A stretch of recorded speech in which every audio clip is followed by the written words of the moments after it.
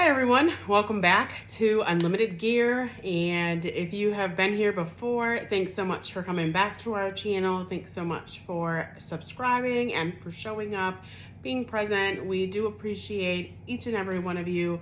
If you are brand new here, my name is Clarissa. My husband and I run a part-time reselling business. I am going to bring some main points that would be helpful if you are thinking about selling on eBay, because there are definitely going to be benefits to knowing these few tips.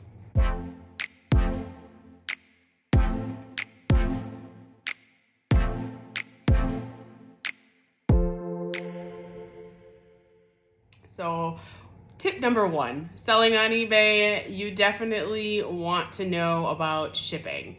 So that comes in a couple of different angles, but on eBay you have the option to ship through different vendors. So you can ship through FedEx, through UPS, you can ship through the United States Postal Service. It's kind of abbreviated under USPS. And you can use your own shipping method, which could be pirate ship, or it could be, there's the option to ship on like the PayPal Ship Now option. So there are so many different ways that you can ship something, but you really do need to have a scale.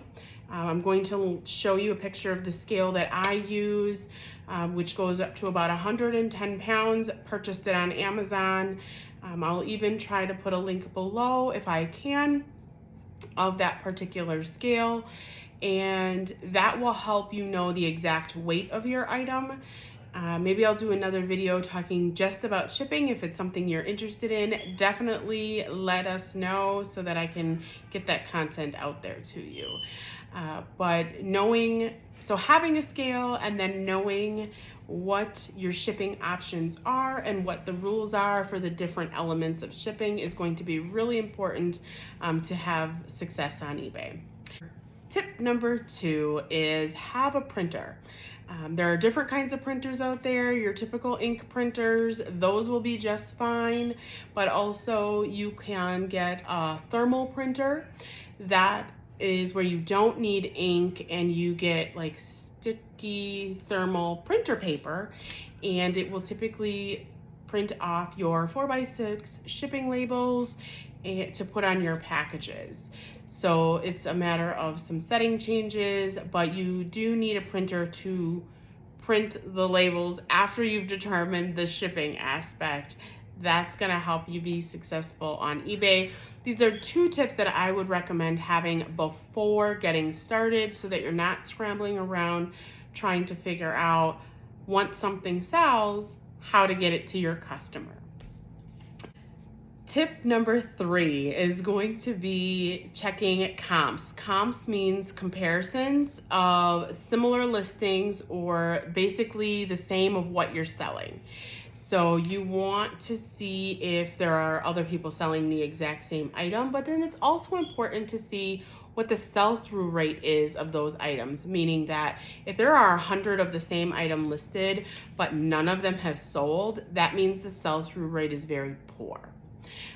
If you have a lot of solds and not many listed, that means the sell-through rate is very high. So those are definitely things to think about when it comes to the items that you're selling. You definitely want to look up the comps and the sell-through rates because and the sold listings, so that you have an idea of what your type of item is selling for, if it's selling at all, and then you'll know, is this something that's going to move for you quite quickly, or is this something that's going to sit around forever and a day and you start to wonder, is this ever going to sell, kind of thing. So that's definitely something to consider when you're listing on eBay. Tip number four is going to be consistent. So you want to, we call it in our business, we say we're feeding the beast. eBay is a huge platform with millions of people bringing traffic every single day. So the volume of the community that you're serving is really high. It's global. So there's definitely a much higher potential for someone to see your item on eBay.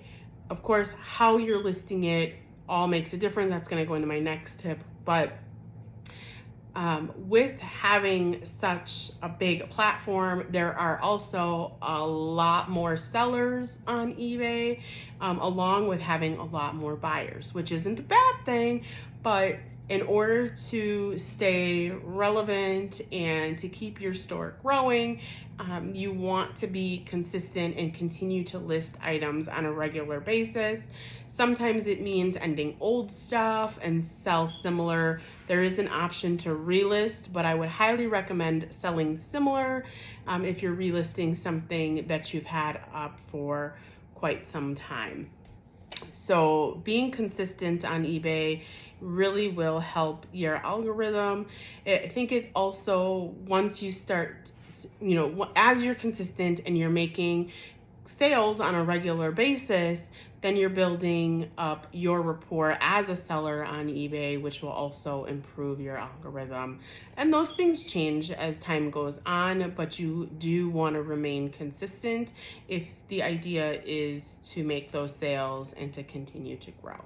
All right, and my final tip today for listing on eBay is be descriptive in the items that you're selling. So when you are listing an item, there are so many options that you can select to add information about that. Try to add as much as possible, because you never know how a person who's looking for that potential item is searching for it. So if you have that information in there, you're giving your buyer that much more information about the item that you're trying to sell, and they're going to potentially buy. In your descriptions, make sure to use that space to give your buyers that information that they need about the item. That's the most important part, the item that's actually being sold. Of course, you can add information about the business itself, or how you operate, if you are accepting returns, if you're not, how that process might work. Having that information just laid out for your potential buyers is going to be beneficial and help you out as a seller on eBay. There are a lot of other,